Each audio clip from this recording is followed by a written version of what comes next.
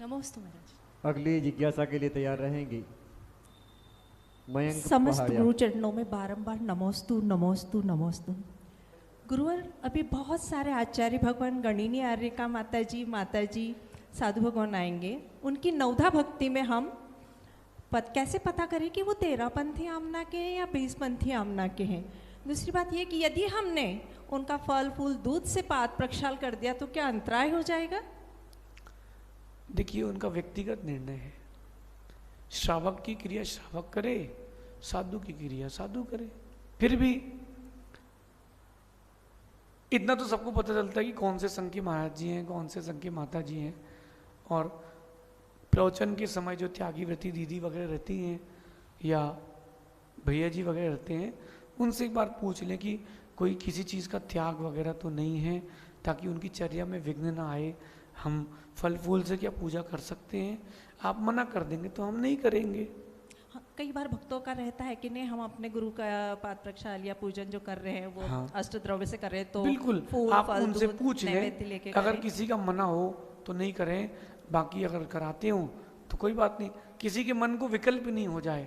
मेरा मानना है कि दूध उनका, पानी उनका, उनको ढारना तो ढार दें और नहीं ढारना तो नहीं ढारें। ना हमें पीना है ना हमें बहाना है। नमस्ते गुरुदेव। अगली जिज्ञासा के लिए तैयार रहेंगे श्रीमती शोभा जैन। नमोस्तु गुरुदेव, नमोस्तु गुरुदेव, नमोस्तु गुरुदेव। गुरुदेव, हम सभी का परम सौभाग्य है कि आपके चरण में तिलक नगर में पड़े और हम सभी धन्य हो गए आपका पावन सानिध्य पाकर। गुरुदेव, मेरी जिज्ञासा है, दान 4 प्रकार के होते हैं: अभय दान, औषध दान, आहार दान, शास्त्र दान या उपकरण दान।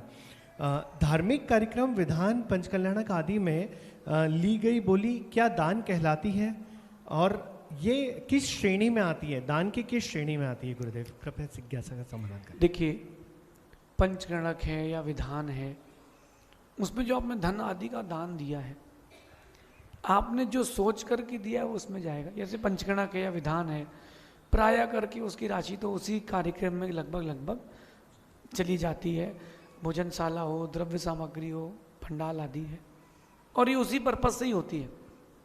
फिर भी ये जो दान दिया है वो जिन धर्म की प्रभावना में जाता है, और प्रभावना सर्वश्रेष्ठ अंग है। अज्ञान तिमिर व्याप्ति मपाकृत्य यथायथम जिन शासन महात्म्य प्रकाशाय स्यात् प्रभावना।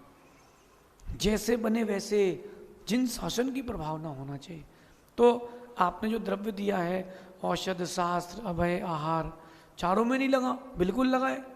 जिन शासन की प्रभावना हुई, उस व्यक्ति ने जैन दर्शन की ओर देखा, अथवा जो जैन था वो दृढ़ हो गया, अब वो तो चारों दान में लगी रहा है, तो उसी में ही जाएगा। अब आप बैनर भी लगाओगे, माइक वाले को बुलाओगे। अच्छा, माइक वाले को पैसा कौन देगा फिर?